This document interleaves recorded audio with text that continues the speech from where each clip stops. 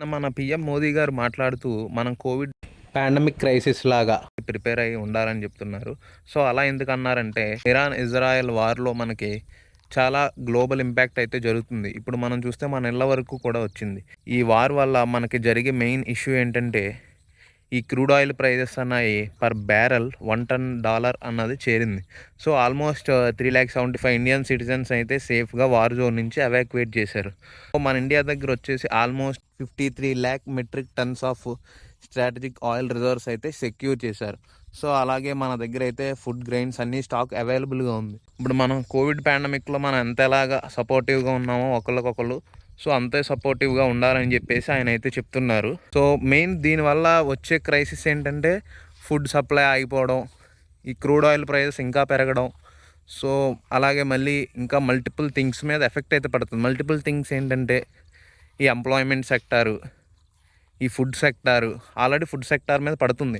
ఇప్పుడు మన హైదరాబాద్ హాస్టల్స్ కానీ హోటల్స్ కానీ చూస్తే చిన్న చిన్నవన్నీ కూడా క్లోజ్ అవుతున్నాయి. ఇప్పుడు ఎందుకు క్రైసిస్ అంటున్నారంటే ఈ ఎల్పిజి షార్టేజ్ అన్నది కూడా రాబోతుందని చెప్తున్నారు. కానీ ఇండియన్ గవర్నమెంట్ దగ్గర అయితే ఎల్పిజి అయితే చాలా సెక్యూర్గా మేమైతే స్టోర్ చేశాము ఫర్దర్ పర్పస్ కోసం అని చెప్తున్నారు. కానీ ఇది మనకి ఉన్న పరిస్థితులు అయితే ప్రస్తుతానికి మనం సస్టైన్ అవ్వచ్చు. ఇండియా కూడా యుద్ధం అయితే సపోర్ట్ చేయట్లేదు. సో ఇండియా కూడా ఎప్పటికప్పుడు యుద్ధం స్టాప్ చేయాలని చూస్తుంది. కానీ యుఎస్ కానీ ఇరాన్ కానీ ఇజ్రాయెల్ కానీ సో అవుట్ ఆఫ్ కంట్రోల్ అయితే ఉన్నాయి అవి. సో వాళ్ళకి తెలియాలి ఈ యుద్ధం వల్ల మనకి ఎంతో లాసెస్ అయితే జరుగుతున్నాయి అని చెప్పి. సో ఇండియా ఎప్పుడు వార్ని అయితే సపోర్ట్ చేయదు. ఆయన ఎందుకు అంటున్నారు అంటే అలాగా ఈ పాండమిక్లో మనం ఎలా అయితే ఒకరికొకరు సపోర్టివ్గా ఉన్నామో ఇప్పుడు కూడా అలాగే సపోర్టివ్గా ఉండాలి, ఎక్కువ జాగ్రత్తగా ఉండాలని చెప్పేసి చెప్తున్నారు. సో మెయిన్ రీజన్ ఏంటంటే ఈ లోన్స్ పెట్టే వాళ్ళు ఎవరైతే ఉంటారో వాళ్ళు కొంచెం ఆలోచించాలి. ఎందుకంటే ఈ జాబ్ ఇవాళ ఉండొచ్చు, రేపు పోవచ్చు, కానీ వాడు ఖచ్చితంగా లోన్ అయితే కట్టాల్సిందే. ఇంకో విషయం ఏంటంటే మొన్న నేను ఒక ఆర్టికల్ చూసా, అందులో వాళ్ళు ఆల్మోస్ట్ 3 years ఎంతో లోన్ కట్టారు, 1 or 2 months కట్టలేదు. సో లే ఆఫ్ అయింది అతనికి. సో కట్టకపోతే వాళ్ళు ఆ ఇల్లునన్న బ్యాంక్ అన్నది సీజ్ చేసింది.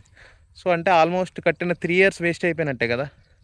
సో ఎవరైతే లోన్స్ అయి పెడతారో కొత్త జాగ్రత్తగా ఉండాలి. ఏఐ రీప్లేస్ చేస్తుంది అన్నట్లనే అన్నారు, కానీ ఎల్పిజిని రీప్లేస్ చేయలేకపోయింది. పొలాలపై కాడికి వచ్చారు జనాలు మన ఏఐ యుగంలో. మళ్ళీ ఇండక్షన్కి అయితే వచ్చారు చాలామంది.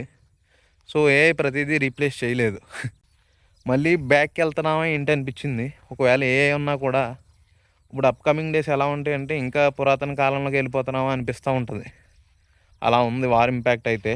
సో నెక్స్ట్ ఇదనే కాదు, ఎప్పుడైతే మనకి రష్యా ఉక్రెయిన్ వార్ స్టార్ట్ అయిందో అప్పుడే మనం ఎగ్జంప్షన్ చేయాలి.